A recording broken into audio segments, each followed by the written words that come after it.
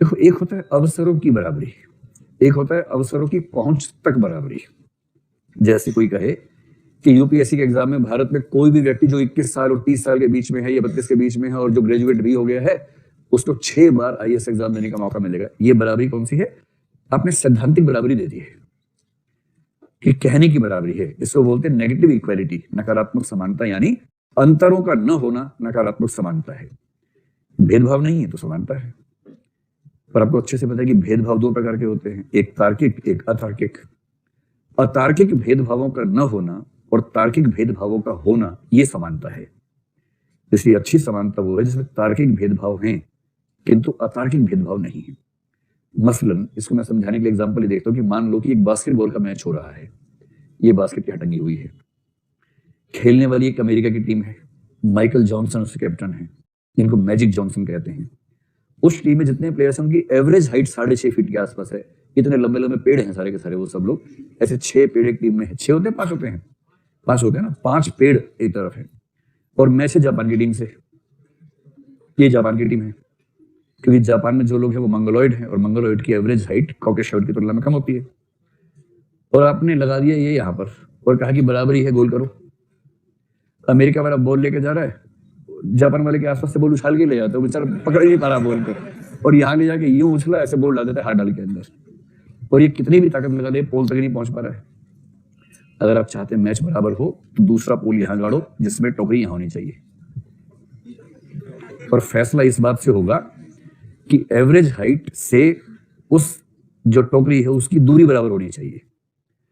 एक निश्चित दूरी रख के अपने व्यक्तियों का साइज नहीं नापा तो ये बराबरी कहाँ हुई? ये तो बराबरी के नाम पे धोखा हो गया, भेदभाव हो गया।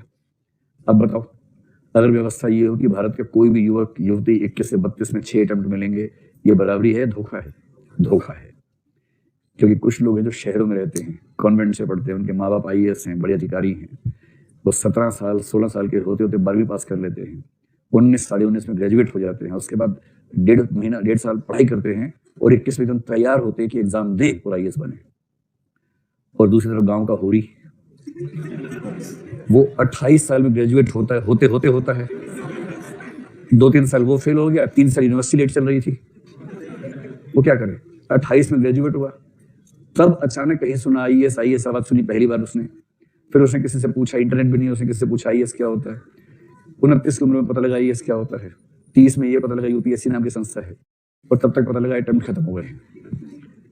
आप होरी से न्याय कर पाएंगे अगर ऐसी व्यवस्था करेंगे? नहीं। इसलिए क्या करना पड़ेगा? आप कहेंगे जो एससी एसटी हैं या ओबीसी हैं उनके लिए एज एक्स्ट्रा होगी, अटेम्प्ट्स एक्स्ट्रा होंगे, क्योंकि आप ये मान के चल रहे हैं कि उनके पास संसाधन उतने नहीं है, पहुंच उतनी नहीं है। कायदे से महिलाओं का आरक्षण यूपीएससी में होना चाहिए कि नहीं होना चाहिए? 3 उत्तर हैं, एक होना चाहिए, दूसरा नहीं होना चाहिए, तीसरा हमारा सिलेक्शन होने के बाद से होना चाहिए। तो कौन सा उत्तर है सही इनमें से? नहीं, लड़के लोग बोलेंगे हमारा सिलेक्शन होने के बाद से होना चाहिए, है ना? हो जाए लेकिन हमारा सिलेक्शन होने दो फिर हो जाए। तो पहले सबके मन में आता है कि समाज सुधार तो हो पर मेरे बाद हो, मतलब मेरे ऊपर उसका असर ना है, मुझे उससे केवल फायदा मिले। एकदम होना चाहिए, धूमधाम से होना चाहिए। इस मामले में राज्य बेहतर है, यूपी में, राजस्थान में, बिहार में सब में रिजर्वेशन महिलाओं का है। ये केंद्र सरकार पता नहीं क्या खा के सो रही है लगातार कुंभकर्ण की निद्रा में। इनको इतनी बात समझ में नहीं आ रही कि किसी उसमें हॉरिजॉन्टल रिजर्वेशन होगा महिलाओं का। ध्यान रख रहे हैं, महिलाओं का रिजर्वेशन वर्टिकल नहीं है भारत में, कहीं भी हॉरिजॉन्टल है। इसका मतलब ये हुआ कि अगर 1000 सीटें हैं और 1000 सीटों में से मान लीजिए 7.5% हैं इसकी एसटी की, तो 75 सीटें हो गई। अब अगर आपने कहा कि महिलाओं की 1/3 सीटें हैं, इसका मतलब है कि इस 75 में से 50 एसटी पुरुष और 25 एसटी महिलाएं। ये होता है, हॉरिजॉन्टल है, वर्टिकल नहीं है।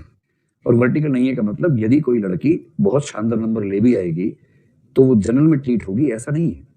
जो दिव्यांग वर्ग है और जो महिलाएं हैं उनका रिजर्वेशन सुप्रीम कोर्ट की स्पष्ट व्याख्या है आर्टिकल 16(4) के तहत कि वो हॉरिजॉन्टल है, जबकि एससी एसटी ओबीसी ये 3 रिजर्वेशन जो हैं ये वर्टिकल रिजर्वेशन है। वर्टिकल का मतलब आप जंप करके जनरल में जा सकते हैं, हॉरिजॉन्टल का मतलब जंप करके जनरल में काउंट नहीं होंगे, आप काउंट उसी में होंगे। इसका मोटा सा मतलब ये हुआ, अगर 25 एसटी लड़कियां अपने यहाँ पिन 75 में आ गई हैं तो एक को भी आरक्षण अलग से नहीं मिलेगा। अगर मान लो 75 में से 55 लड़के हैं, 20 लड़कियां हैं, तो इन आखिरी 5 लड़कों को बाहर निकाल देंगे और एसटी लड़कियां जो इसके बाद सबसे ऊपर 5 हैं उनको इसमें ले आएंगे। बेशक कोई लड़की एसटी कैटेगरी से रैंक 1 ले आए तब भी वो हॉरिजॉन्टल रिजर्वेशन में महिलाओं के आरक्षण का हिस्सा मानी जाएगी, ताकि आरक्षण की कोई लिमिटेशन जो 50% की सुप्रीम कोर्ट ने कहा था और जो संविधान संशोधन के बाद 60 हो गई है उसको क्रॉस न करे। अब ये समझने के बाद बताओ आरक्षण महिलाओं को होना चाहिए कि नहीं होना चाहिए? अब ठीक है, हाँ अब ठीक है, अब दे सकते हैं क्योंकि इससे हमें सीधा नुकसान नहीं हो रहा है। लेकिन जो SC ST OBC लड़के हैं वो ध्यान रखना, आपकी सीटों में से 1/3 ये ध्यान नहीं रखना है, ध्यान नहीं रखना कि वो सीटें आपकी हैं नहीं जो बड़ी सोच रहे हैं। मेरी सीटों में से 1/3 आपकी कैसे हो गई? पूरे समाज की है, तो उनमें से 1/3 जबकि महिलाएं हैं कितनी? 1/2 है, होना चाहिए 50%, दे रहे हैं 1/3 और तब भी लोग धौंस दिखा रहे हैं कि क्यों दे रहे हो, सारा परिवर्तन अभी क्यों कर रहे हो? तो जब कोई पूछे अच्छी बात कहना। इंटरव्यू में लड़कियों से पूछे कि महिलाओं को आरक्षण मिलना चाहिए या नहीं, तो उनको बोलना है कि मतलब मेरी जैसी लड़कियों को तो नहीं मिलना चाहिए लेकिन हाँ मिलना चाहिए। मैं सीरियसली कह रहा हूँ, यही बोलना। जहां आपने कहा मिलना चाहिए तो वो आपके पीछे पड़ गए, क्यों मिलना चाहिए? पढ़े लिखे तो हो, तुम्हारे पेरेंट्स तो ये करते हैं, क्यों मिलना चाहिए? आप कहेंगे सर जैसे मैं हूं, मैं तो अपवाद हूं, मुझे क्रीमी लेयर में काउंट करना चाहिए, लेकिन हाँ लड़कियां सामान्यतः बहुत ऐसी परिस्थितियों में है जहां उनको शिक्षा का बाकी मौके नहीं मिलते, तो एक वर्ग के तौर पर महिलाओं को आरक्षण मिलना चाहिए। लेकिन मेरे जैसी लड़कियां जिन्हें सुविधाएं पर्याप्त मिली है उन्हें क्रीमी लेयर में रख के बाहर कर देना चाहिए। एकदम ईमानदार उत्तर दे रहा है। तो लड़कों से अगर पूछे कि महिलाओं को आरक्षण मिले ना, मेरे बोलना सर जरूर देना चाहिए, सर न्याय ही नहीं हो पा रहा है ना ऐसे बोलना तो उससे बात ठीक रहेगी, वरना मामला बिगड़ जाएगा। अगला, अच्छा इक्विटी हो गया। इंक्लूसिवनेस का मतलब आप जानते हैं, जो वंचित वर्ग है उनको कहां ले आना है? मुख्य धारा में ले आना है। ये मुख्य धारा होती क्या वैसे? ये बड़ी समस्या है, मुख्य धारा क्या है? और बड़े समझदार लोग उससे मुख्य धारा होती क्या है? जैसे जेंडर वाले बोलते हैं कि mainstream is nothing but malestream, कि पुरुषों की धारा ही मुख्य धारा होती है। कौन सी मुख्य धारा होती है? अब आप भारत का सोचिए, देखिए अगर आप भारत की आबादी का सामान्य विश्लेषण करें तो भारत की आबादी में SC की संख्या कितनी है? लगभग 16% है। ST कितना है? 8% के आसपास है, ठीक है। OBC कितना? 52% है। आरक्षण मिलता है उनको 27, पर वो है 52%। अगर आपने मंडल कमीशन की रिपोर्ट देखी हो तो उनकी आबादी 52% है, पर क्योंकि आरक्षण की सीमा 50 थी, 22.5 पहले ही था SC ST का, तो 27 दिया गया ताकि 50 से ऊपर न टप जाए।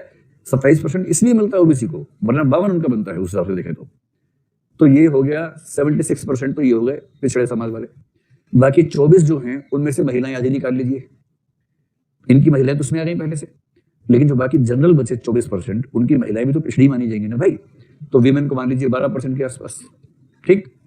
उसके बाद अब थोड़ा सा माइनॉरिटी, थोड़ा सा दिव्यांग, ये सब करते करते अगर आपने इसको कर लिया तो ये 95% से ऊपर आएगी गौण धारा।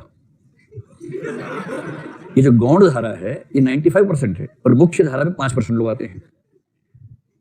समझ गए मेन स्ट्रीम क्या होती है? मुख्य धारा में वो 5% लाट साहब आते हैं जो संख्या में 5% है, और मौज उनके पास 95% के बराबर की है, इसलिए वो मुख्य धारा है। अंग्रेजी जानने वाले बहुत कम हैं, पर अंग्रेजी के अखबार के विज्ञापन हिंदी अखबार से महंगे होते हैं, क्योंकि अंग्रेजी पढ़ने वाले कम हैं, पर माल उन्हीं की जेब में है, खरीदेंगे भाई। और इसलिए बड़ी लंबी सुंदर गाड़ियों के विज्ञापन हिंदी अखबार में नहीं आते, अंग्रेजी अखबार में आता है बड़ी गाड़ी का विज्ञापन। हिंदी में कौन सा आता है? नवरत्न तेल और ठंडा ठंडा, ये सब आता है, ये सब आते हैं। आप विज्ञापनों का अंतर देखिए, किस प्रोडक्ट का विज्ञापन आ रहा है, उससे आपको दोनों भाषाओं और मुख्य धारा गौण धारा का अंतर समझ में आ जाएगा।